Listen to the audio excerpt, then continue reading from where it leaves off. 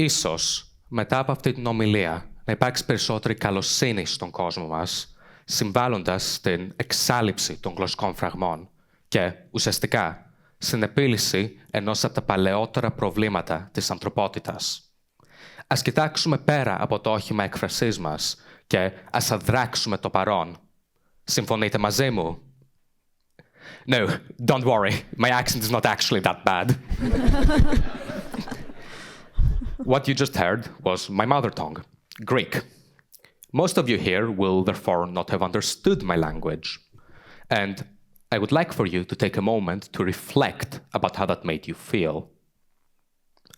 After all, you're spending an evening here to learn, and so far you have understood less than half of my talk. Now, imagine if this was what you felt like all day, every day. This was my experience. Today, I will be sharing that story with you, a story of language and communication, or rather, the lack thereof. This will be the story of the isolation that comes with not knowing the local language. This will be the story of the frustration that such language barriers bring. But this will also be the story of how a caring community and the right approach can help you overcome these barriers. My name is Konstantinos and as I already shared with you, my ancestors got the short end of the stick at the Tower of Babel and had to learn Greek spelling. And then I came along and got to experience German grammar, and quite honestly, I don't know which one is worse. But that's getting ahead of myself. Greek was the only language I spoke up until I was 7, at which point my family moved to Germany, and my journey here at St. George's started. Now, being unable to speak neither English nor German, I was forced to try to manage both my new environment and my inability to communicate with others. And whilst many of my peers did make an effort to converse with me, a few, once they realized I could not speak English, quickly abandoned their attempts. Add to that an unhealthy sprinkle of discrimination due to Greece's economic crisis at the time, and you have the recipe for a frustrated 7-year-old me. So great was my struggle that some even mistakenly suspected I had an underlying behavioral condition, not realizing that my actions were a natural response to the overwhelming stress of being plunged into a completely foreign environment without the ability to communicate. Fast forward 9 years, and I stand here today delivering a talk in a language once foreign to me, and with the best GCSE score in Germany.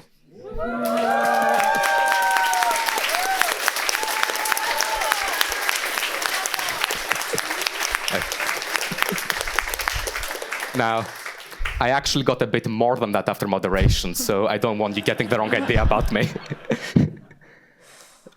But on a more serious note, what if I had been kept in the low sets I started out in, rather than being challenged to improve myself? That really makes one wonder just how many other students or people aren't allowed to grow because of language. And that in turn begs the question, what was it that allowed for my transformation to happen? Now, you may think it was the provision of English and German as second language classes that allowed me to slowly integrate and become a normal student. But the actual answer to my question lies in the human aspect, not in the systemic aspect. I was personally supported. I was supported by my mother, who studied the new languages with me. And I was supported by 2 very special, caring, and skilled teachers, Mr. Leonard and Frau Kohl. They showed kindness, understanding, and patience to a struggling young me, rather than dismissing my frustration or even meeting it with their own. In doing so, they allowed me to grow my language skills rather than shunning me for my initial lack of them. There are many who, like me, come to Western countries without knowing the local dominant language. But unlike me, many aren't so fortunate to have such support. Increasingly, They are stigmatized against and looked down upon by society. They are stereotyped as troublemakers, less able to contribute, and even as a drag on the economy, with 33% of Americans surveyed viewing immigrants as taking advantage of the country's healthcare and education systems. In fact, another study in the USA, which is the archetypal Western nation and one that often sets global trends, even found that immigrants were more likely to be perceived as committing election fraud. And yet another survey in the USA discovered that immigrants were overwhelmingly represented in the statistics for lower paid manual labor. And whilst all of this is going on, society is collectively ignoring the underlying cause of this disconnect, the inability to properly communicate, and the frustration that comes with it. Thus, a catch-22 appears. Immigrants struggle to join society because of the prejudice they experience, yet it is that very same struggle to integrate that fuels even more prejudice. And in a world that has come to confuse articulation with intelligence and civility, I find it would do a great deal of good to remember the words of one of our generation's greatest social commentators, Qui-Gon Jinn from the Star Wars prequels. The ability to speak does not make you intelligent. Now, we can criticize the quality of the Star Wars prequels, but that is a valid point, especially when one reverses it. The inability to speak does not make you stupid. And in a country that currently hosts 3 million refugees, the issue of linguistic tolerance becomes not just a matter of courtesy, but a matter of human rights. These 3 million fellow people will invariably run up against language barriers. Language barriers whose harm it is imperative that we recognize, especially as several studies have already revealed the link between microaggressions and the language barriers. In fact, another study even went so far as to assess the psychological damages experienced by victims of linguistic racism. There have even been reports of individuals avoiding the use of their native language in public for fear of discrimination, for fear that their different tongue will other them.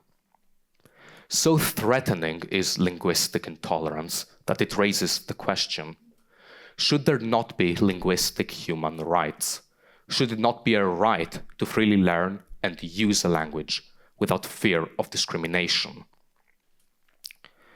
With linguistic barriers touching the very core of our society's values and bringing with them profound impacts on mental health, dignity, and productivity, it becomes clear that we have a responsibility to act.